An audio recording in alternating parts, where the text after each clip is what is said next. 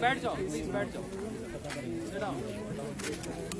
सब लोग बैठ जाओ। और पीछे कोई वहाँ बैठ गया तो गया, पीछे चला इसलिए पीछे उधर ध्यान चला जाएगा।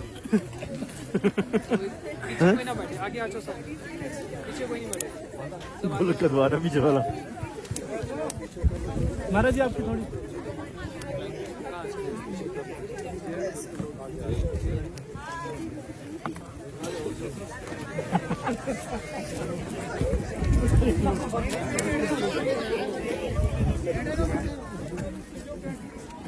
और आगे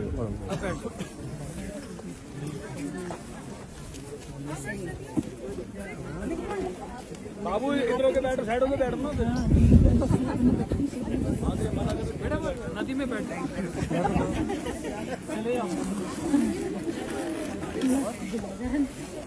मैं डुला जा रहा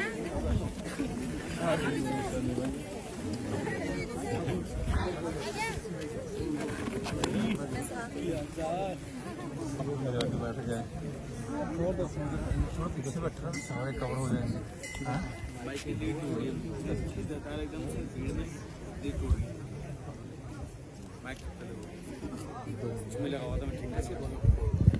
छोटा वाला माइक, माइक था ना, छोटा वाला माइक लीड तोड़ दी किसी ने, वो भी नहीं है, तुम बैठ जाओ सुशील जी।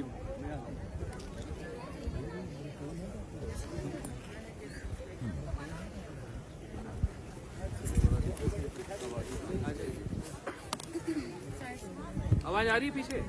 हाँ जी आ रही है। उनके प्यार से बोला, उनके प्यार से। पीछे आवाज आ रही है?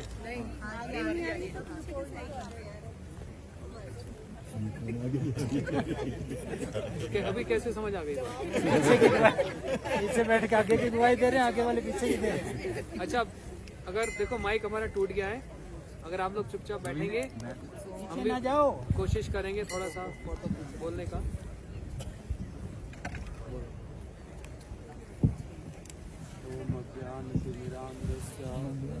ज्ञानांजन शलाकया चक्षुरुन्मीलितं येन तस्मै श्री गुरुवे नमः। वाञ्छाकल्पतरुभ्यश्च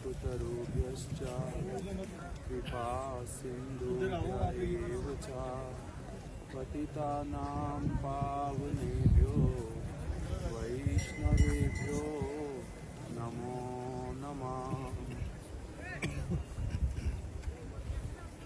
यं प्रव्रजन्तं मनुपेतमपेतकृत्यं द्वैपायनो विरहकातर आजुहावा पुत्रेति तन्मयतया सर्वो विनेदु त्वं सर्वभूत हृदयं मुनिमां नतोऽस्मि। नारायणं नमस्कृत्य नरं चैव नरोत्तमं देवीं सरस्वतीं व्यासं ततो जयं मुदीरये। नष्टप्रायेषु अभद्रेषु नित्यं भागवत सेवया भगवती उत्तमा श्लोके भक्तिर्भवती नैष्टिकी। नमो महावदन्याय कृष्णा प्रेम प्रदायते कृष्णाय कृष्ण चैतन्या नामिने गौरात्विषे नमः। हे कृष्ण करुणा सिंधो दीनबंधो जगत्पते गोपेश गोपिका कांत राधा कांत नमस्तुते। तप्त कांचन गौरांगी राधे वृंदावनेश्वरी वृषभानुसुते देवी प्रणमामि हरिप्रिये।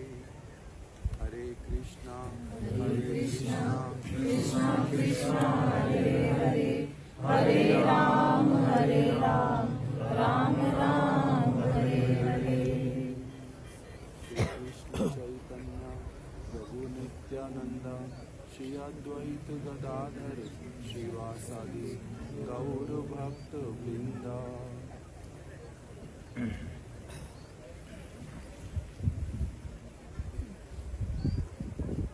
हम लोग श्री श्री गुरु गौरांग गांधारविका गिरिधारी श्री श्री राधा विनोद बिहारी श्री श्री राधा माधव जी की विशेष कृपा से अभी जिस स्थान के उद्देश्य से हम लोग चले थे फरीदाबाद से, वहाँ से सभी ने सुना था हम लोग कहाँ जा रहे हैं, बद्रीनाथ जी जा रहे हैं। और उसी के उद्देश्य से ही सभी भक्त लोग भिन्न भिन्न स्थानों से हम लोग सभी एक साथ में एकत्रित हो गए। और फिर लगभग अधिकांश समय हमारा किस में गया, वहाँ से यहाँ तक आने में बस में ही अधिक चलना हुआ। बीच में श्रीपाद सिद्धांती महाराज जी ने आप लोगों को पहले शुकर ताल में सुखदेव गोस्वामी का जो स्थान जहाँ पर उन्होंने परीक्षित महाराज जी को कथा सुनाई थी भागवत की, वो हम लोगों ने आप लोगों ने सबने दर्शन किया। गंगा जी का दर्शन स्नान इत्यादि किया। उसके बाद में फिर हम लोग जब आगे आए तो फिर मार्ग में नरसिंह भगवान का दर्शन किया। श्री शंकराचार्य जी का वहाँ पर पीठ भी था, उसका भी दर्शन किया जोशी मठ के पास में। और फिर यहाँ पर आकर के उपस्थित हुए। यद्यपि बाहरी रूप में अगर देखें तो दर्शन करने में भी क्या हुआ है, बहुत अच्छी प्रकार से दर्शन जो है वो हुआ हो और विग्रहों के विषय में ठीक से समझ आया हो वो भी नहीं हो पाया।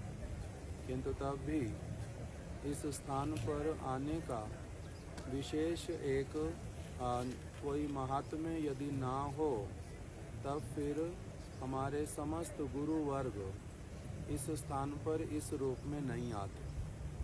नित्यानंद प्रभु साक्षात वो भी चलते चलते इस बद्री का आश्रम तक आए थे, दर्शन करके गए। उसके बाद में फिर जो शंकराचार्य जी, शिला मध्वाचार्य इत्यादि, उन्होंने भी आकर के यहाँ पर दर्शन किया। वेद व्यास जी से साक्षात उनका साक्षात्कार हुआ। उसके बाद में फिर उद्धव जी का स्थान, और गुरुवर्गों में अगर कहें तो शिला प्रभुपाद जी का, उसके बाद में हमारे परम गुरुदेव हमारे गुरु महाराज जी, शिला गुरुदेव, शिला भारती गोस्वामी महाराज, ये सभी लोग यहाँ पर एक से भी अधिक बार यहाँ पर सभी लोग आए। अभी हम लोग जब आए हम लोगों को ही कैसा लगता है कि यहाँ पर आने में बहुत असुविधा है, और उस समय जब वो लोग आते थे बहुत प्रकार की सुविधाएं नहीं होती। कितना समय लगा कर शिला भक्ति हृदय बन गोस्वामी महाराज उन्होंने इसको अपनी यात्रा को लिखा है एक ग्रंथ में, वैकुंठेर पथे, अर्थात वैकुंठ के पथ पर ये स्थान जो है बद्रीनाथ, ये क्या कहलाता है, वैकुंठ, भू वैकुंठ, भूमि का वैकुंठ। किस लिए? क्योंकि यहाँ पर भगवान नारायण स्वयं आकर के विराजित हुए, लक्ष्मी देवी आकर के विराजित हुई, इसीलिए क्या कहते हैं, भू वैकुंठ। तो इसीलिए इसी स्थान पर आने के लिए उन्होंने ग्रंथ लिख दिया, वैकुंठेर पथे, ये वैकुंठ के पथ पर मैं चल रहा हूँ। यहाँ पर आने में उनको बहुत समय पैदल चलना पड़ा, लगभग 2 महीने लग गए। चलो सारा दिन जितना हो सकता, फिर रुक जाओ, फिर चलो, बड़े ही अलग प्रकार का उन्होंने सब वर्णन किया। तो जैसा भी हो, हम लोगों को भी उसी प्रकार से, उन लोगों का जो क्षमता है वो अलग प्रकार का था, हम लोगों का अभी शारीरिक मानसिक क्षमता और अभ्यास इत्यादि अलग अलग प्रकार के हैं। इसीलिए हम लोगों को अभी भी आने में असुविधा ही लगती है। ये बद्रीनाथ जी का हमने सुबह दर्शन किया और अभी फिर आकर के गणेश गुफा, सरस्वती नदी का दर्शन और यहाँ पर फिर व्यास जी की गुफा, ये सारे स्थानों का दर्शन किया। प्रातःकाल जो सब भक्त लोग मंदिर में गए थे, एक प्रकार से तो दर्शन हुआ ही है अवश्य ही सभी का। हमारे शिला प्रभुपाद जी वो वर्णन करते थे कि आँखों से भगवान का दर्शन नहीं होता, कान के माध्यम से भगवान का दर्शन होता है। अभी पहले तो ये केवल हम लोग सुनते थे, अभी अधिक से अधिक उस बात का मन में जो एक छाप पड़ते जाना वो होता जा रहा है। क्योंकि अगर कथा कीर्तन इत्यादि ना हो और स्थान की महिमा को ना सुने, गुरु वर्गों का जो इन स्थानों के प्रति हो अथवा भगवान के विषय में जो उनका दृष्टिकोण, अगर उसकी चर्चा ना हो तब फिर क्या सारा कुछ फीका फीका लगता है। जो सुबह दर्शन किए उसमें हम लोगों को क्या नाम है, हमारे एक दो प्रभु लोग वो लोग गए पहले और पूछ करके आए कि अगर अंदर जाने दें, तो सिद्धांती महाराज और मेरे को अंदर जाने दिया। हम लोग लाइन में नहीं गए, पहले से ही उन्होंने किसी और गेट से अंदर हमारे को जाने दिया। और जब हम लोग बिल्कुल अंदर पहुँचे तब वहाँ पर उस समय ठाकुर जी का अभी श्रृंगार या फिर वस्त्र इत्यादि धारण नहीं कराया था। पिछली बार मैं आया था, किंतु दर्शन जैसे आज लगभग आप सब लोगों ने किया होगा उसी प्रकार से ही हम लोगों ने पहले दर्शन किया था। आज जब दर्शन किया भीतर में जा कर के, वहाँ पर कुछ लोगों को भीतर में वहाँ पर बिठा करके रखा हुआ था। ये लो, इनको दे दो ना, ये कर दो।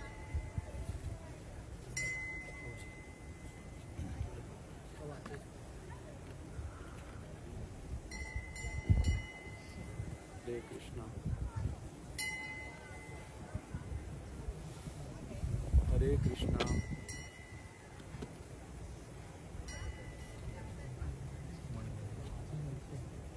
हरे कृष्णा हरे कृष्णा। तो जब वहाँ पर भीतर में गए, अभी ठाकुर जी को वस्त्र इत्यादि धारण नहीं कराए थे, अर्थात अर्चन का समय था। ठाकुर जी का अभिषेक इत्यादि कराना, उसके बाद में उनको जो है चंदन इत्यादि से लेपित करना, फिर वस्त्र धारण कराना, पुष्प इत्यादि देना, वो सारा कुछ हो रहा था। तो वहीं पर ही उन्होंने एक जो पुजारी जी वो बाहर बैठे थे और वो माइक पर क्या हो रहा है भीतर वो सारा कुछ बता रहे थे। जो अंदर वाला प्रकोष्ठ केवल वहीं पर ही आवाज आ रही थी, बाहर जो भक्त लोग हैं उनको नहीं सुनाई देगा। तो वहीं पर ही वो माइक पर बोल रहे थे और भीतर में पुजारी जी जो हैं वो अपने हाथ में कभी तो चंदन इत्यादि लगाते हुए और कभी फिर दीप इत्यादि से दिखा रहे थे, जो वो बता रहे थे बाहर वाले पुजारी। सबसे पहले दिखाया कि बीच में किस प्रकार से यहाँ पर बद्रीनाथ जी विराजित हैं। वो किस प्रकार से तपस्या करने की मुद्रा में वहाँ पर बैठे हुए हैं। पद्म आसन लगाया हुआ है ठाकुर जी ने। जैसे हम लोग जगन्नाथपुरी में टोटा गोपीनाथ जी के दर्शन करते हैं बैठे हुए, यहाँ पर बद्रीनाथ जी भी उसी प्रकार से जो पद्म आसन वो लगा करके बैठे हुए हैं। और फिर उसी में उन्होंने जो उनके दोनों हाथ किस प्रकार से उन्होंने रखे हुए हैं और उनकी जटाएं हैं, वो जटाएं कहाँ पर हैं, उनका जो गर्दन है वो किस प्रकार का है, उसमें कैसे शंख का आकार बना हुआ है, ये सारा कुछ चंदन के माध्यम से उन्होंने दर्शन कराया। चंदन लगाते जा रहे थे और आकार बनता जा रहा था, क्योंकि पीछे जो है प्राचीन विग्रह जो है वो कैसे वाला है, वो है बहुत प्राचीन, इसलिए उसके ऊपर जो सारे ठाकुर जी के नेत्र और नासिका इत्यादि कुछ भी ठीक से नहीं दर्शन होता। जैसे कल वहाँ पर नरसिंह शिला के दर्शन किए थे, नहीं पता चलता, यहाँ पर भी उसी प्रकार से नहीं पता चल रहा था। मन में लग रहा था कि जैसे कोई गिरिराज जी की शिला हो और उसके ऊपर वो चंदन लगा करके सारा कुछ बताते जा रहे हैं। बहुत प्राचीन विग्रह होने के कारण इसी प्रकार का बात। और वो स्कंद पुराण से एक एक करके पढ़ रहे थे कि उन भगवान का जो हस्त कमल है वो कैसा, और उनका जो ग्रीवा है गर्दन वो कैसी, उनके नेत्र किस प्रकार के हैं, ये सारा कुछ वो चंदन लगाते जा रहे थे और फिर दिखाते जा रहे थे। एक तो ये वाला विग्रह। उसके बाद में दूसरा विग्रह जो है, अब बद्रीनाथ जी मान लीजिए इसी तरफ ही देख रहे हैं जैसे हम लोग बैठे हुए हैं, तो उनके लेफ्ट हैंड में सबसे पहले उनके साथ में नीचे बैठे हैं नारद ऋषि। किस लिए वहाँ पर नारद जी का पूजा करते हैं? पुजारी जी ने बताया कि यहाँ पर 6 महीने तक मनुष्य शरीर में जो भक्त हैं वो सेवा करते हैं, और 6 महीने जो होते हैं, अब जब ये भैया दूज के दिन में बंद हो जाएगा मंदिर, साधारण हमारे जैसे लोग कोई नहीं आएंगे, उस समय फिर 6 मास तक नारद जी यहाँ पर पूजा करते हैं। और पुजारी जी ने बताया कि किस प्रकार से अपनी सारी जो बद्रीनाथ जी को और फिर उनकी सारी जो संपत्ति है और उनका सेवा का जो सारा वस्तु कैसे वो नारद जी के हाथ में स्थानांतरित करते हैं, और फिर किस प्रकार से उन लोगों को इस प्रकार का शब्द सुनाई देता है कि कैसे अभी मैं नारद ये प्रतिज्ञा करता हूँ कि मैं अभी बद्रीनाथ जी की सेवा को भली प्रकार से करूँगा। और फिर जब 6 मास हो जाते हैं तब फिर से जब पुजारी आते हैं उस समय फिर नारद जी से प्रार्थना करते हैं कि अब यदि आपकी कृपा हो तो हम लोगों को सेवा करने का अवसर प्रदान करें। तब फिर वो बोल करके फिर से देते हैं। वहाँ पर उन्होंने बताया कि नारद जी को ऐसे तो श्राप मिला हुआ है, किसके द्वारा? दक्ष प्रजापति जी के द्वारा, कि वो उन्होंने कुछ समय बताया कि 1 घंटे से अधिक वो किसी स्थान पर नहीं रह सकते, किंतु ये वाला सारा स्थान ऐसा है जहाँ पर दक्ष प्रजापति अथवा किसी के भी श्राप का कोई भी जो प्रभाव नहीं रहता। इस प्रकार का ये सारा स्थान है। तो इसीलिए नारद जी यहाँ पर अपनी इच्छा से बहुत दिनों तक रह करके सेवा करते हैं और उनको जाना नहीं पड़ता।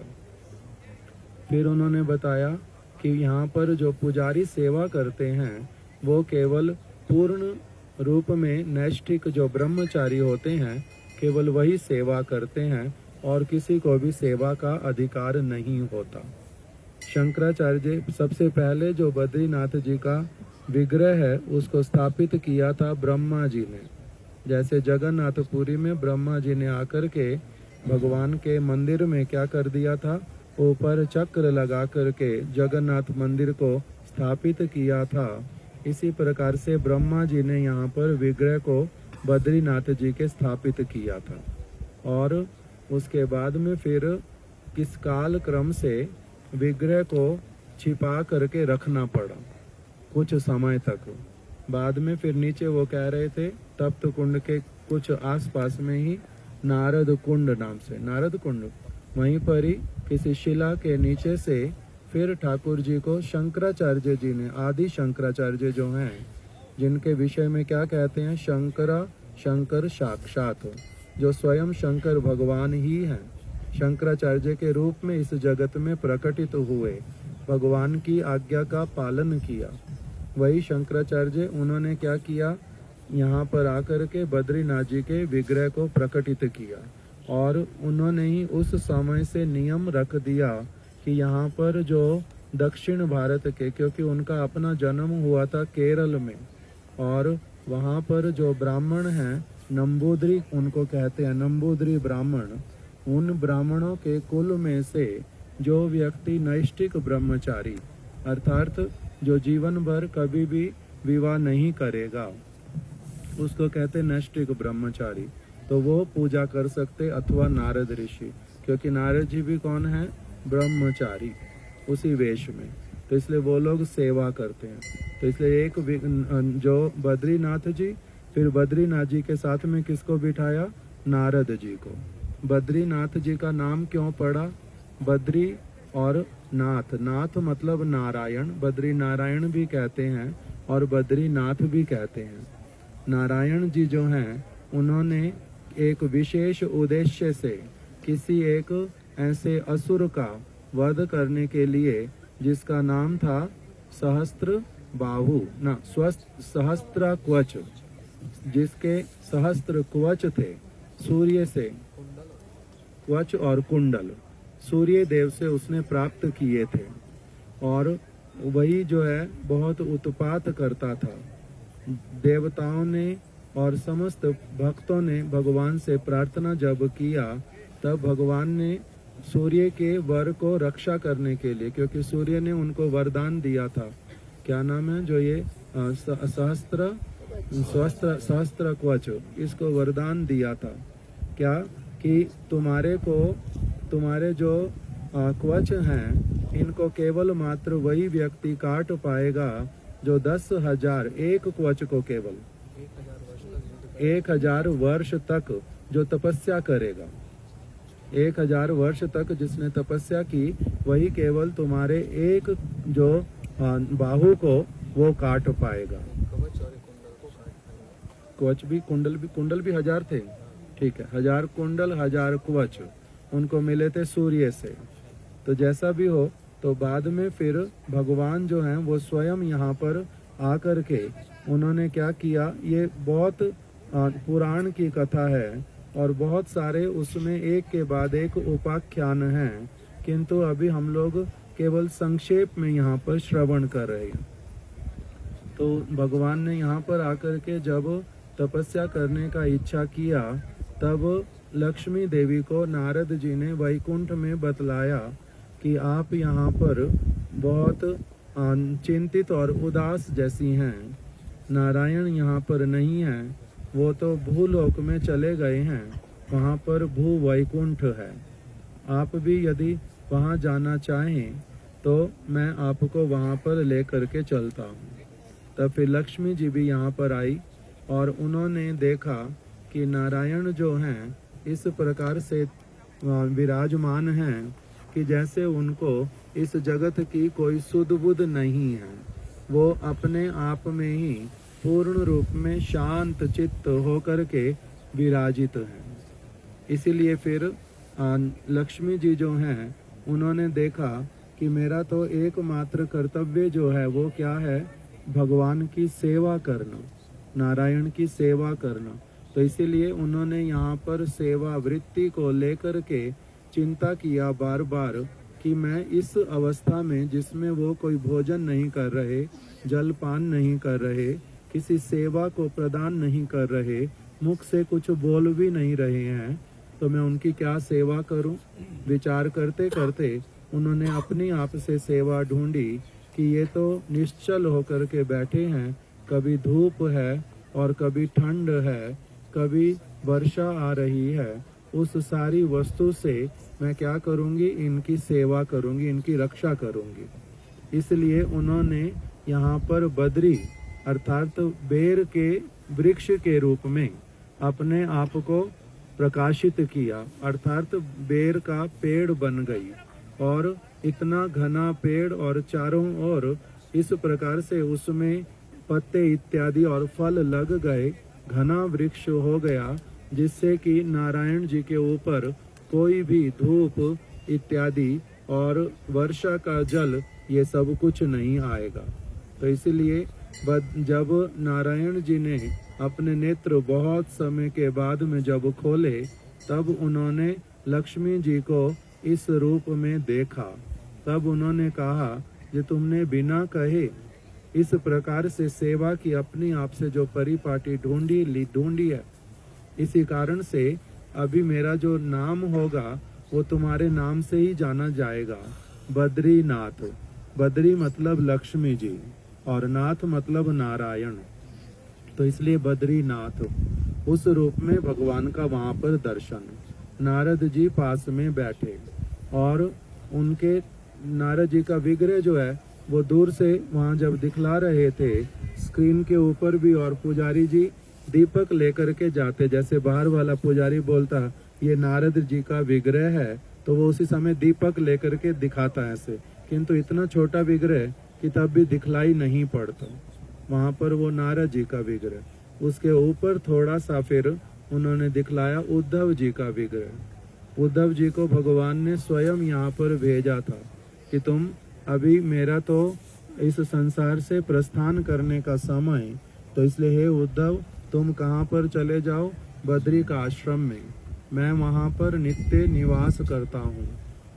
अर्थात बद्रीनाथ जी वाली जो लीला है ये कृष्ण लीला से पहले की सारी लीलाएं हैं। उसके बाद में फिर जब कृष्ण लीला हो गई, भगवान राम ने भी हनुमान जी को न किसको इस तरफ भेजा था कि बद्रीनाथ में आप जाओ। भगवान कृष्ण ने उद्धव जी को यहाँ पर भेजा, उनका फिर दर्शन कराया उद्धव जी का। उसके बाद में फिर उन्होंने दर्शन कराया एक सुदर्शन चक्र जैसा, एक दिखने में तो ठीक से नहीं पता चलता था किंतु ऐसा दिखलाई दिया चांदी का कोई एक पूरी के आकार का उतना छोटा एक जो विग्रह, गोल चक्र एकदम से, उस प्रकार से सुदर्शन जी का दर्शन कराया। वहीं पर ही फिर गरुड़ जी, उसके विषय में बतलाया कि गरुड़ जी का क्या नियम है नित्य प्रति का। वो 4 धामों में भगवान को लेकर के जाते। 4 धाम साधारण रूप में हम लोग यहाँ पर बद्रीनाथ, केदारनाथ, यमुनोत्री, गंगोत्री को भी कहते हैं, किंतु भगवान के जो 4 धाम उसको उनके नाम जो हैं वो कौन कौन से हैं, बद्रीनाथ, द्वारिकानाथ और फिर जगन्नाथपुरी और फिर रामेश्वरम। ये जो 4 धाम, यहाँ पर अलग अलग भगवान की दिनचर्या। एक समय प्रातः काल में तो भगवान यहाँ पर क्या करते हैं, तपस्या इत्यादि करते हैं। और फिर रामेश्वर में क्या बताया, रामेश्वर में मुक्ति देते हैं, रामेश्वरम में मुक्ति प्रदान करते हैं। और जगन्नाथ जी में भोजन ग्रहण करते हैं, भोजन विलास। और द्वारिका में शयन विलास, वहाँ पर शयन विलास। और यहाँ पर क्या है, तप विलास। ये भी एक प्रकार का उनका लीला है, उसी में आनंदित तो होते हैं।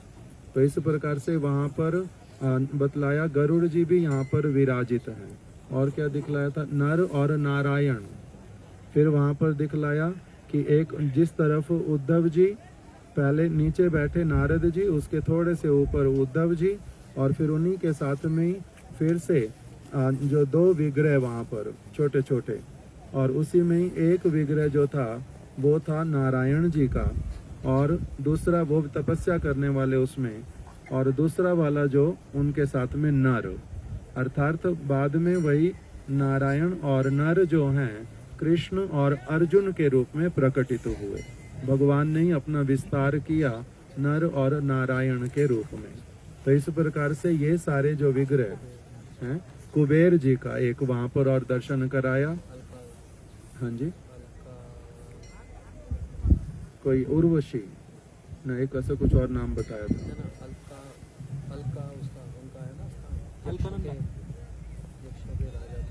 कुछ ना कुछ जैसा भी है। तो वहाँ पर कुबेर जी का भी एक स्थान बताया, दर्शन कराया विग्रह का। तो ये सारे विग्रह वहाँ पर एक साथ में विराजित हैं और नित्य प्रति सेवित होते हैं। उनके द्वारा सारे दर्शन कराए जाने पर भी केवल चिन्ह के रूप में ही दिखलाई पड़ रहा था कि जैसा वो कह रहे हैं, हाँ थोड़ा सा कुछ है। जब वो दिखलाते ध्यान से तो पता चल रहा था कि कुछ वहाँ पर ऐसे वाला विग्रह है। तो जैसा भी हो, ये सारे वहाँ पर विशेष दर्शन थे बद्रीनाथ जी के। और महाराज जी कह रहे हैं कि व्यास जी की जो यहाँ की सारी लीला, उसकी कथा महाराज जी सुनाएंगे। अभी हम लोग हम लोग जब पिछली बार मैं यहाँ पर आया था, महाराज जी तो पहली बार आए बद्रीनाथ में, मैं एक बार पहले आया था लगभग 4-5 वर्ष पहले। कुछ भक्त लोग भी यहाँ पर हैं, हम इकट्ठे आए थे। और जिस दिन हम लोग बद्रीनाथ जी के दर्शन करने आए थे, हम लोग यहाँ पर आ नहीं पाए थे। व्यास गुफा में और गणेश गुफा, सरस्वती इत्यादि का दर्शन ये सब नहीं कर पाए थे। तब से मन में बड़ी इच्छा थी कि यदि कभी सुयोग होगा, सब समय तो इस प्रकार आना संभव भी होता नहीं। क्यों? क्योंकि हम लोगों के विशेष स्थान गौड़िया वैष्णवों के कौन से स्थान हैं हमारे? नवद्वीप, मायापुर, फिर ब्रजमंडल और विशेष रूप में जगन्नाथपुरी, ये 3 स्थान जिसमें हमारे सारे भक्त लोग पुनः जाते हैं। बाकी और स्थानों पर जो दर्शन वो कभी कभी ही जाना होता है। कुछ भक्त लोग प्रश्न करते हैं कि जब हम लोग ब्रज में ही हैं, ब्रज सर्वश्रेष्ठ स्थान, फिर अन्य किसी स्थान पर किस उद्देश्य से जाना? उसके लिए हमारे गुरु वर्ग श्री चैतन्य महाप्रभु के विषय में बतलाते हैं, गौर आमार जे सब स्थान करिला भ्रमण रंगे, से सब स्थान हेरी वो आमी प्रणय भकत संगे। जिन जिन स्थानों पर गौरांग महाप्रभु गए, उन सभी स्थानों पर भक्ति विनोद ठाकुर जी कह रहे हैं मैं भी जाऊंगा, किंतु अपने आप से नहीं जाऊंगा। अपने आप से जाने पर केवल शारीरिक परिश्रम होता है, और प्रणयी भक्तों के साथ जाने पर वहाँ का महिमा, कीर्तन, कथा इत्यादि सुनने से वास्तविक रूप में जाना होता है, अन्यथा जाना नहीं होता। तो इस भावना के साथ में ही, और दूसरा क्योंकि हमारे समस्त गुरु वर्ग, आज महाराज सुबह सिद्धांति महाराज बोल रहे थे कि परम गुरुदेव तो यहाँ पर आकर के उन्होंने कार्तिक का कभी 10 दिन कभी 15 दिन यहाँ पर आकर के कार्तिक व्रत का भी पालन किया, और कभी कभी क्या करते थे अयोध्या इत्यादि में और स्थानों पर भी जाकर के कार्तिक व्रत करते थे। तो इसीलिए हम लोगों के लिए वो सब तो संभव होता नहीं अभी, किंतु तब भी जिस किसी प्रकार से यहाँ पर आए हैं गुरु वर्गों की कृपा से, तो इसीलिए यहाँ पर आने का हम लोगों का भी जो उद्देश्य वास्तविक रूप में वो क्या है? मुख्य रूप से व्यास जी के स्थान पर आना। यद्यपि कथा के माध्यम से ही उनका विशेष हम लोगों को संपर्क होता है। गुरुदेव की अगर कथाएं सुनते हैं भागवत को लेकर के, व्यास पूजा आने पर व्यास जी के विषय में, और सुखदेव गोस्वामी जी की बातें, परीक्षित महाराज जी के संवाद, उन सब का उद्गम स्थल जो है वो कौन से वाला है? यही वाला है। यहीं से ही वेद व्यास जी जो उन्होंने सारी की सारी वस्तुओं को प्रारंभ कराया, विशेष रूप में इच्छा करके सुखदेव गोस्वामी को दीक्षित किया, और फिर उनके माध्यम से सर्वत्र ये भागवत की कथा जाए। देश विदेश में कहीं पर भी जहाँ पर सभ्यता भी दिखलाई देती है, मनुष्यता, नैतिकता जो दिखलाई देती है, और उसके बाद में फिर धर्म के सारे जो वस्तुएं दिखलाई देती हैं, उन सब का मूल उद्गम स्थल है ये वाला व्यास जी का। इसलिए हमारे गुरु महाराज जी कहते थे, यदि पारमार्थिक दृष्टिकोण से पारमार्थिक भारत को यदि कोई देखे, तब उसमें देखेंगे कि वेद व्यास जी का इतना अतुलनीय उसमें योगदान है कि किसी भी अन्य व्यक्ति का योगदान जब उनके साथ कंपेयर करने जाते हैं तो अनपैरेलल, इस प्रकार का उनका योगदान है। हम इस स्थान पर आए समय के अभाव के कारण और वर्षा को भी देखते हुए, अभी और अधिक समय यहाँ पर हो सकता है ना भी बैठ पाए, इससे थोड़ी देर महाराज जी से कुछ व्यास जी का श्रवण करके फिर हम लोग आगे चलते। थोड़ा सा जो कौन कौन नहीं सो रहा? थकावटें भी एक्चुअली सभी को हैं, चलो बस जिस प्रकार से आती है। तो एक बार हाथ ऊपर करके हरे कृष्णा कृष्ण कृष्ण हरे हरे, हरे राम राम राम हरे हरे। हरे कृष्णा कृष्ण कृष्ण हरे हरे, हरे राम देखो अभी अभी हम लोग प्रभु जी के मुख से श्री बद्री धाम श्री बद्री नारायण जी की कथा को बड़े विस्तार से सुना। अभी तो और भी कथा थी, समय नहीं, मैं भी थोड़ा समय ही लूंगा क्योंकि फिर अभी आगे और भी जाना है। हाँ, अभी हम लोग पहले बता देता हूँ, यहाँ से हम लोग बस में बैठेंगे, कोई सामान नहीं निकालेगा, वहीं रहने देना, अपना जो वैल्यूबल है वो साथ ले लेना, और जहाँ सुबह प्रसाद पाया था वहीं पर अभी दोपहर का प्रसाद होगा। प्रसाद पाके तुरंत बस में बैठ जाएंगे और फिर जाएंगे रुद्रप्रयाग, वहीं पर हमारा आज रात का वहीं पर ही हॉल्ट है, और फिर वहीं पर रात का रहना, प्रसाद इत्यादि होगा। कल सुबह वहीं से फिर हम लोग हरिद्वार चलेंगे और प्रसाद सुबह प्रसाद के बाद हरिद्वार चलेंगे, हरिद्वार में लंच प्रसाद होगा और फिर वापस अपने अपने स्थान प्रस्थान करेंगे। जहां पर अभी हम लोग दर्शन करके आए श्री वेद व्यास जी की गुफा, ये स्थान का बड़ा महत्व है। महत्व इस प्रकार से, ये वे भागवत प्रोक्ता उपाय ही आत्मलब्धे आज्ञा पुंसा विदुषम विधि भागवतम ही तान। भागवत जी का अर्थ क्या बोलते, भगवान ने अपने मुख से जो निर्देश दिया पालन करने का, वही भागवत है। वो भागवत जी का जो उद्गम स्थान, भागवत जी तो सबकालीन है, भागवत जी का कभी विलोप नहीं होता, लेकिन एक प्रकरण हुआ इस स्थान पर जहां पर नारद जी श्री बद्री नारायण जी की यहाँ पर सेवा करते हैं, और यहीं पर हम लोगों ने सरस्वती का प्रवाह देखा। भागवत जी में ही वर्णन आया कि सरस्वती तट के निकट श्री वेद व्यास जी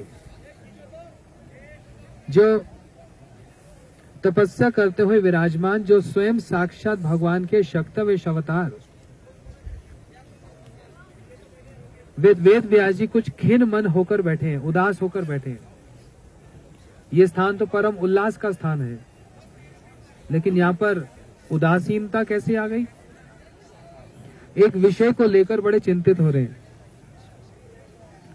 और नारद जी बिना बजावत हरि गुण गावत और प्रेम प्रसावत। नारद जी जब आए तो वेद व्यास जी भले ही शक्तवेश अवतार हैं, परंतु नारद जी के शिष्य हैं। खड़े होकर नारद जी का अभिनंदन किया, उनको आसन पर विराजमान किया और अपने मन के भाव को प्रकट किया कि मैं इतना सब कुछ लिखा। ये वही स्थान जहां पर व्यास जी ने अथर्व, यजुर, साम और ऋग्वेद 4 वेदों को विभक्त किया। पुराण, उपपुराण, उपनिषद, प्रस्थान त्रयी, महाभारत, ब्रह्मसूत्र, इन सारे ग्रंथों की रचना की, फिर भी खिन्न मन होकर बैठे। तो उन्होंने यही बात अपने गुरु जी के समक्ष रखी कि इतना सब लिखने के उपरांत भी मेरा मन प्रसन्न क्यों नहीं है। जबकि ये कहें कि स्वयं नारद जी ने ही व्यास जी को देखकर ये बात उठाई। अथापि शोच से आत्मकृताम एवं प्रभु, वेद व्यास जी को प्रभु कह के संबोधन किया, जबकि उनके शिष्य हैं इनके नारद जी के, तभी उनको प्रभु कह के संबोधन किया, क्योंकि उनका भी एक शक्तवेश अवतार है। आपने इतना सब लिखा, अथापि शोच से आत्मकृताम एवं प्रभु, तब भी आप शोक अवस्था में क्यों बैठे हैं? नीति यही कहती है कि गुरु जी को पूरा समर्पण कर देना चाहिए। व्यास जी ने भी नारद जी के समक्ष यही कहा कि मेरी कमी कहाँ रह गई मैं नहीं जानता, आप गुरु जी हैं, आप ही बतलाइए कि मेरी कमी कहाँ रह गई। नारद जी ने वो कमी कहने से पूर्व पहले थोड़ा सा शासन भी किया। व्यास जी आपने क्या लिख दिया? पुराणों में धर्म अर्थ काम मोक्ष पहले से प्राणी सभी जीव भोगवाद में लिप्त रहने वाले, और आपने इतना सब लिख दिया, ये तो उनको भोग में और लगाने की बात कह दी। शासन किया। गुरु जी का शासन परम स्नेहमय शासन होता है, और हमारे संप्रदाय में तो शासन को सर्वश्रेष्ठ माना जाता है। जहां पर नरोत्तम ठाकुर जी स्वयं कहते हैं, अनुगत नरोत्तम कौरिवे शासन हेनो की हईवे प्रिय नर्म क्या हेनो की हईवे नर्म सखी जाने अनुगत नरोत्तम कौरिवे शासन। कब नरोत्तम ठाकुर जी कह रहे हैं, कब मेरे को प्रिय नर्म जो सखी गण है मुझको शासन करेंगे। तो शासन का महत्व है। तो नारद जी ने फिर थोड़ा मुख से शासन किया और फिर अपनी बात भी कह दी कि भवतान उदितम प्रायम यशो भागवतम लयम ये न वशे न तुष्ट मन्यम दर्शनम खिलम। जिस प्रकार से भागवत धर्म का उल्लेख करना चाहिए था, आपने वैसा भागवत धर्म का उल्लेख नहीं किया, इसलिए आपका मन उदास है। वो तो गुरुजी समझा नहीं क्या कहना चाह रहे। तो नारद जी ने कहा, आपने श्री कृष्ण लीला का जैसे वर्णन करना था ऐसे नहीं किया। तो व्यास जी ने कहा, मैं तो महाभारत रचना की, सारी तो कृष्ण लीला का ही वर्णन किया। तो नारद जी ने कहा, उन महाभारत श्री कृष्ण की बात नहीं कह रहे, वृंदावन बिहारी वे राधा रमन श्री राधा माधव उन कृष्ण की बात कर रहे हैं। तो इस संबंध में हमारे गुरु जी कहते थे कि नारद जी ने व्यास जी से कहा, कहीं आपने ये लिखा कि माता मोर पुत्र भावे कोरे बंधन अतिहीन ज्ञाने कोरे लालन पालन, कि यशोदा मैया कान पकड़ मरोड़ देती है, हाथ में छड़ी लेकर कृष्ण को डराती है। संक्षेप में कहता हूँ, वो तो ये तो लिखा नहीं। अच्छा, ये लिखा सखा शुद्ध सखे भावे करे स्कंदरोहन, तुम्ही कौन बड़ा लोग तुम्ही अमी संग। सखा कृष्ण के सखा उनको कहते हैं कि तू कहाँ का बड़ा है, हम तो बराबर के ही तो हैं, कंधे पे चढ़ जाए कंधे पे चढ़ा जाए, झूठा खाए झूठा खा ले। ये सब लिखा, बोलते ये लिखा नहीं। बोलते इससे भी ऊपर ये बात लिखी, प्रिया यदि मान करे करे भरसन, राधा जी मान कर जाए और श्री कृष्ण राधा जी के मान को मनाए, ये कहीं लिखा। आपने वृंदावन की लीलाओं को नहीं लिखा, यही कारण है कि आपका मन उदासीन है। अब इसमें बहुत विस्तार है। नारद जी ने व्यास जी को ये सब बातें जब कही, तो नारद जी ने भागवत धर्म की शिक्षा भी इसी स्थान पर दी व्यास जी को। भागवत धर्म क्या है, ये पहले क्यों नहीं जला दिया भाई। भागवत धर्म क्या वस्तु है, नारद जी ने बड़े स्पष्ट रूप से कह दिया। त्वक्त्वा स्वधरणम चरणम भजम हरे भजन पक्को यदि यत्र करवा भक्त भूत में किनको वार्थ सब भजताम। एक व्यक्ति ने वर्णाश्रम धर्म का पालन किया, उसके हाथ और भागवत धर्म का त्याग किया, उसके हाथ में क्या लगा, बोले कुछ नहीं। और जिसने वर्णाश्रम धर्म को त्याग करके एकमात्र भागवत धर्म को याचन किया, यदि उसकी मृत्यु भी हो जाए, यदि उसका पतन भी हो जाए, तो उसका कभी भी कुछ बिगड़ता नहीं, क्योंकि भगवान ने कह दिया, कौनते प्रतिजानी ना में भक्त प्रणश्यति, मेरे भक्त का मेरी भक्ति का विनाश नहीं होता। अच्छा, इसमें बहुत कुछ है। रूप गोस्वामी जी ने बात को उल्लेख किया। तो नारद जी ने भागवत धर्म की शिक्षा दी, अपने जीवन की पूर्व जन्म की शैली को भी बतलाया।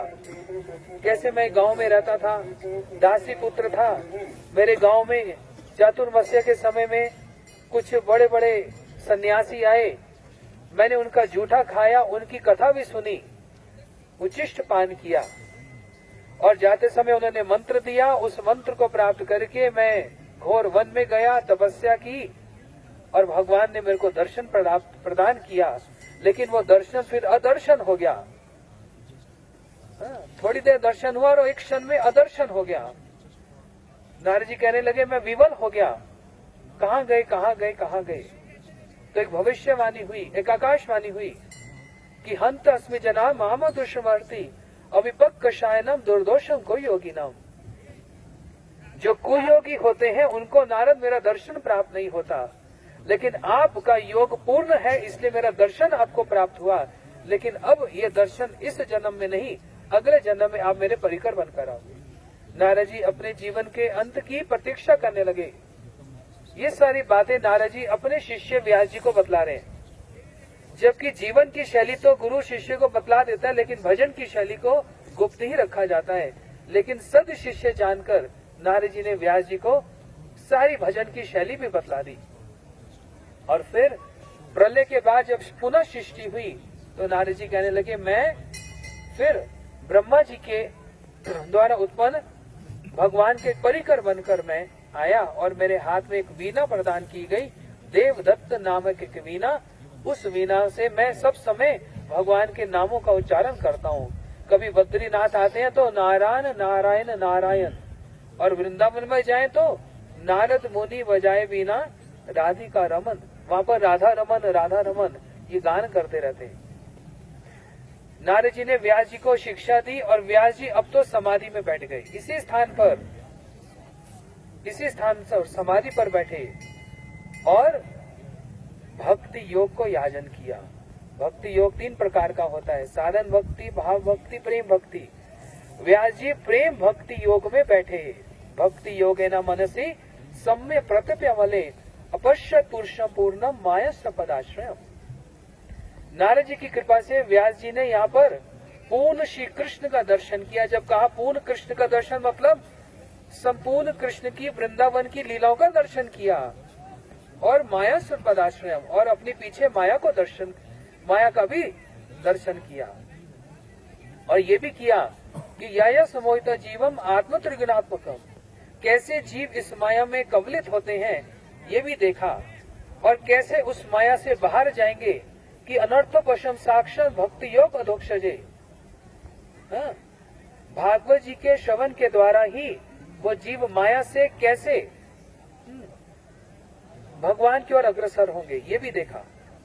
और साथ साथ ये भी देखा कि यस्य वैष्णवमाया नाम कृष्ण परम पुरुषे भक्ति रूपति पुंसाम शोक मोह भय पया।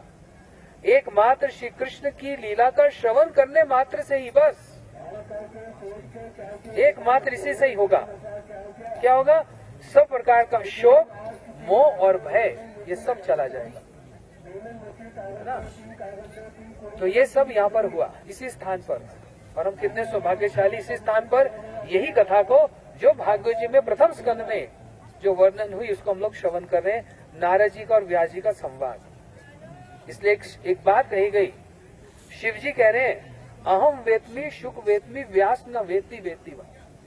मैं भागवत जी के अर्थ को जानता हूँ, शुकदेव जानते हैं, व्यास जी जानते के नहीं जानते ये मैं ठीक से कह नहीं सकता। कहना क्या चाह रहे हैं? नारद जी से मिलने से पूर्व वो शायद नहीं जानते थे, लेकिन नारद जी के मिलने के उपरांत वे निश्चित रूप से भागवत जी के अर्थ को जानते हैं, निश्चित रूप से। इन 4 श्लोकों में भागवत जी के प्रथम स्कंद के 4 श्लोकों में जो ये सारा संपूर्ण दृश्य नारद जी की कृपा से व्यास जी ने दर्शन प्राप्त किया। हम उन वेद व्यास जी को यहाँ पर प्रणाम करते हैं। वे भागवत जी का अर्थ, वे भागवत जी का मर्म, वे भागवत धर्म की शिक्षा हम अपने जीवन में उतार सकें। आपके पास आए आपसे बल लेने के लिए, आपका आशीर्वाद लेने के लिए। ये तप भूमि है, ये तपस्या का स्थान है, ये देव स्थान है। हम इनसे यही तप, हमारा तप क्या, ठीक ठीक रूप से गुरु जी की सेवा कर पाए, हरि नाम जप कर पाए, एकादशी का व्रत कर पाए। और हमारे नवकृष्ण प्रभु बतला रहे थे एकादशी का भी स्थान यहीं पर, आविर्भाव, एकादशी का आविर्भाव यहीं पर हुआ। क्योंकि जो मुर नामक दैत्य जिसने देवताओं को भी त्राहित कर रखा था, और वो देवता सब भगवान नर नारायण के पास आए कि आप हमको हमारी रक्षा कीजिए, तो हजारों वर्ष तक युद्ध चला। वो मुर नामक दैत्य ऐसा मायावी था कि छुप जाता था, और भगवान यहीं पर एक गुफा में विश्राम किए, और उस दैत्य ने तलवार उठाकर जो भगवान पर वार करना चाहा, तो उसी समय एक देवी प्रकट हुई भगवान से, जिसने जोर से गर्जना की। उस गर्जना को सुनकर ऐसा शब्द हुआ कि वो दानव वहीं पर ही मृत्यु को प्राप्त हो गया। भगवान उठे, देवी आप कौन हो? तो देवी ने अपना परिचय प्रदान किया, मैं हूं एकादशी। आपकी तो अनंत शक्तियां हैं, मैं उनमें से एक हूं, मेरा नाम एकादशी है। मैं आपसे 2 वर, भगवान ने कहा एकादशी तुमने मेरा एक बहुत बड़ा कार्य पूर्ण किया है, जिसको मैं नहीं मार सकता था, तुम्हारी गर्जना से वो मर गया, तुम कोई भी 2 वर मुझसे मांग लो।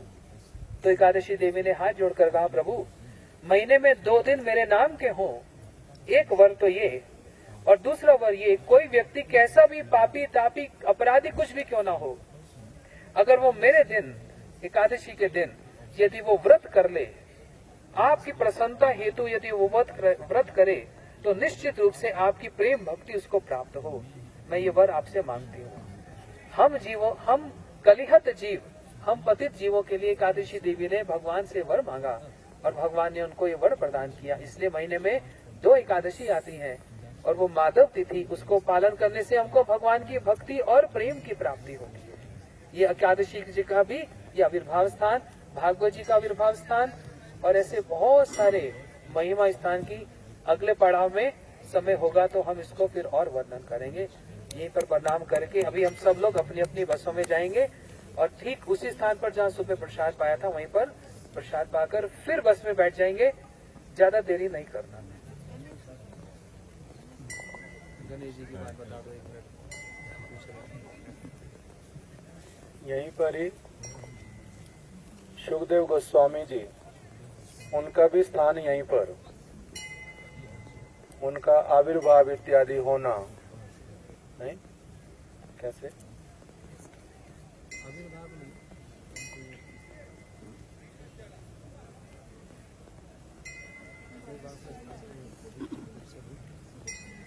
जैसे हमारे गुरुदेव का एक प्रबंध में मैंने पढ़ा था कि श्रील वेद व्यास जी का जन्म स्थान, किसी एक व्यक्ति ने सबसे पहले वासुदेव कृष्ण चतुर्वेदी, उन्होंने किसी स्थान पर कथा में पत्रिका में लिख करके बोला था कि मथुरा में कोई एक घाट, कौन सा,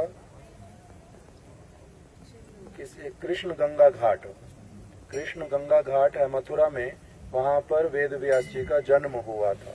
किंतु गुरुदेव कहते थे कि ये बात प्रामाणिक बात नहीं है, किंतु यद्यपि कुछ कुछ लोग बोलते हैं किंतु प्रामाणिक बात नहीं है। उसी प्रकार से सुखदेव गोस्वामी जी का हो, वेद व्यास जी का हो, ये ऐसे वाले समस्त भगवान के परिकर कि जिनका वास्तविक रूप में स्थान इत्यादि अनेक स्थानों पर जहाँ जहाँ पर उनकी शिक्षाओं को कोई भी ग्रहण करता है वो उन सभी स्थानों पर ही आविर्भूत हो जाते हैं। मध्वाचार्य जी यहाँ पर आए थे और वेद व्यास जी ने उनको अपने दर्शन प्रदान किए थे।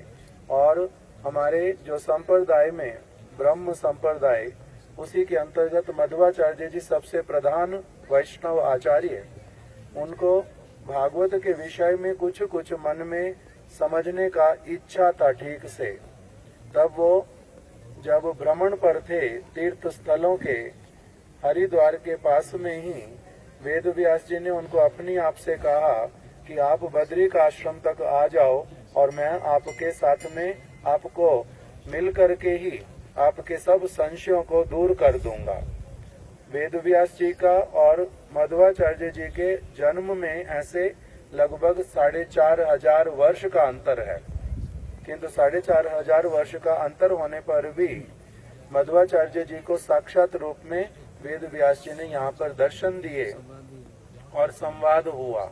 इसीलिए हमारे जब गुरु परंपरा हम लोग गान करते हैं उसमें क्या आता है, उसमें आ जाता कृष्ण हैते चतुर्मुखा है कृष्ण सेवन मुखा, ब्रह्मा हैते नारदेरो मति, नारद होइते व्यास, मध्व कहे व्यास दास।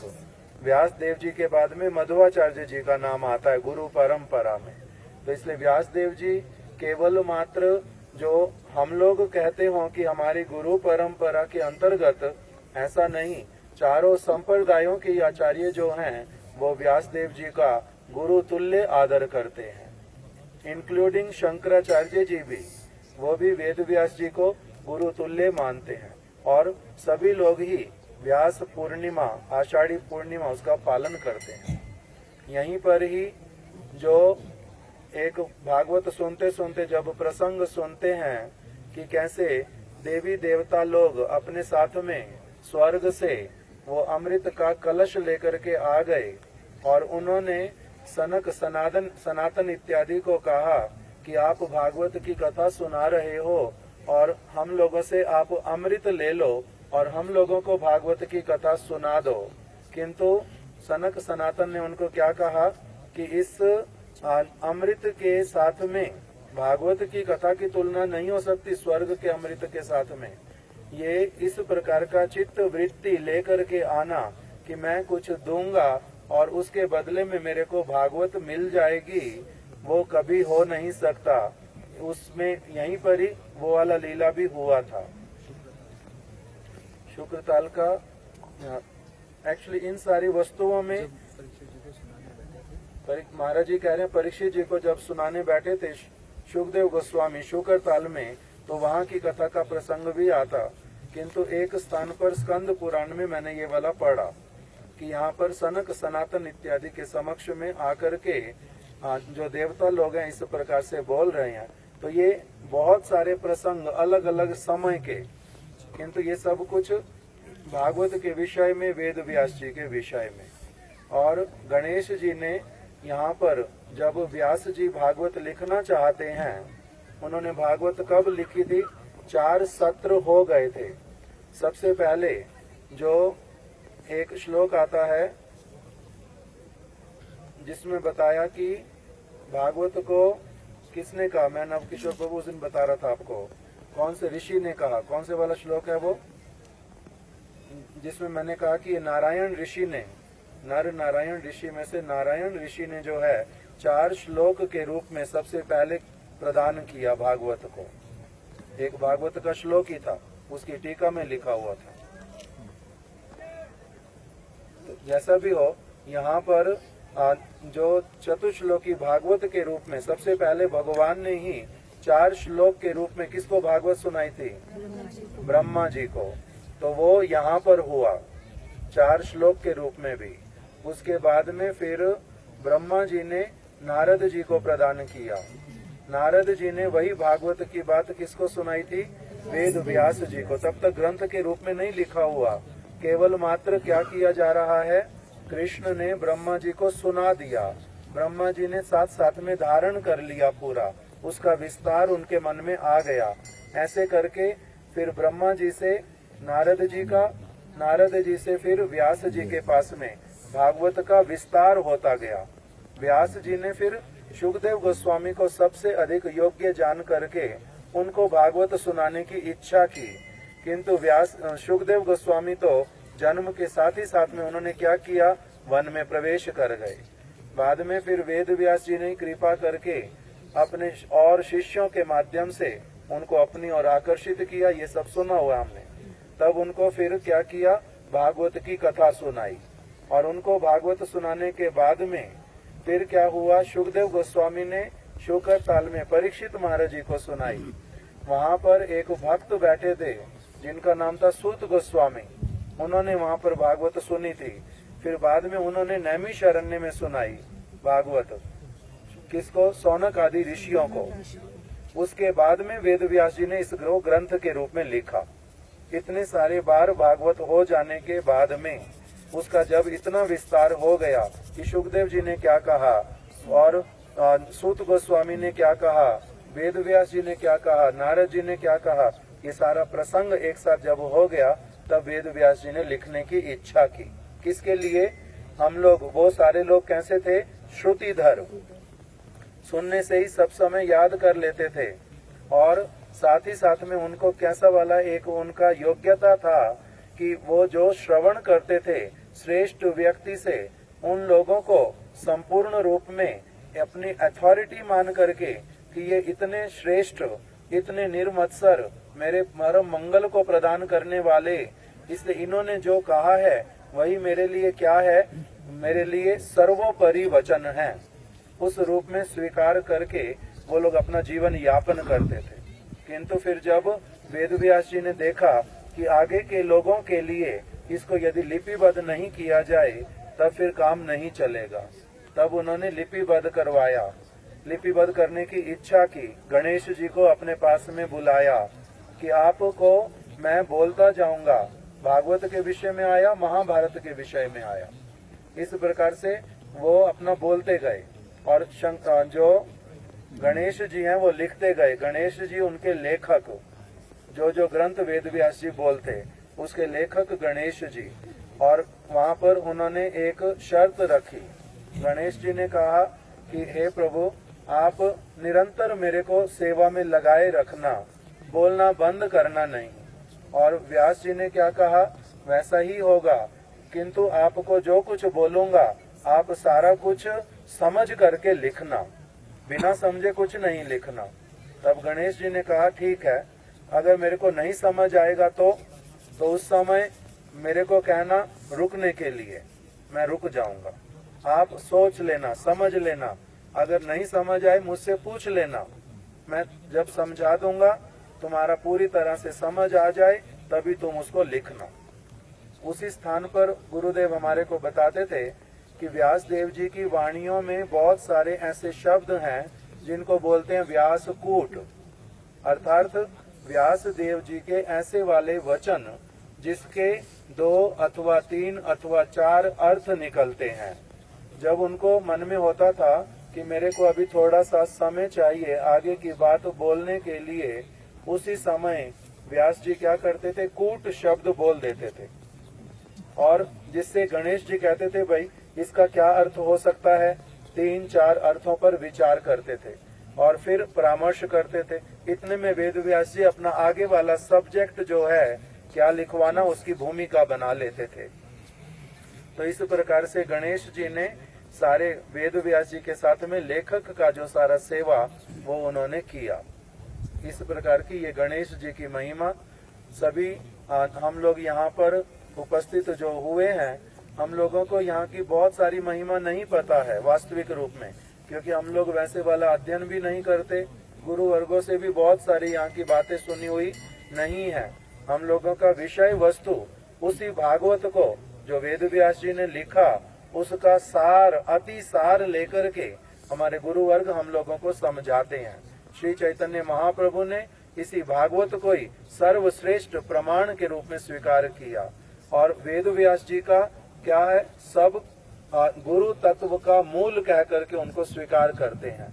इस प्रकार से इन स्थानों पर आए, इनकी महिमा विशेष रूप में हमें नहीं पता होने पर भी गुरुदेव के चरण कमलों में, वैष्णवों के चरण कमलों में यही प्रार्थना करते हैं कि जिस किसी प्रकार की भावना से क्यों न हो, लोगों से सुना सुनाया हो अथवा इमोशनल होकर के आने वाला हो, भेड़ चाल में आने वाला हमारा हुआ हो यहाँ पर, किंतु वो जिस उद्देश्य से ऐसे स्थानों पर बैठे हुए इस स्थान का जो वास्तविक कृपा और यहाँ पर आने का जो लाभ हो, वो हम लोगों के ऊपर, हम लोगों को अपने बालक के रूप में स्वीकार करके हमारे को अपने चरण कमलों की धूलि से वो अभिषिक्त करें, यही हम लोगों की प्रार्थना है।